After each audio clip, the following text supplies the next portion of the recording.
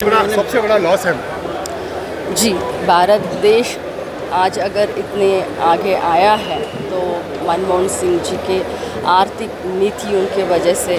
ऐसा मैं नहीं बोल रही हूँ, ऐसा पूरा दुनिया भर के लोग, खास करके आज के प्रधानमंत्री मनमोहन सिंह, आज के प्रधानमंत्री मोदी साहब भी कह रहे हैं। मनमोहन सिंह जी का जो आर्थिक नीति था, जो उनका फोर्थ कास्ट था, जो भारत देश के लिए, भारतवासियों के लिए उनका जो सोचना था, जैसे आरटीआई, आरटीई, आहार भद्रता और आधार कार्ड का हो, तो ये सब अगर हम देखते हैं तो एक प्रधानमंत्री अपने कालावधि में क्या नहीं कर सकते थे।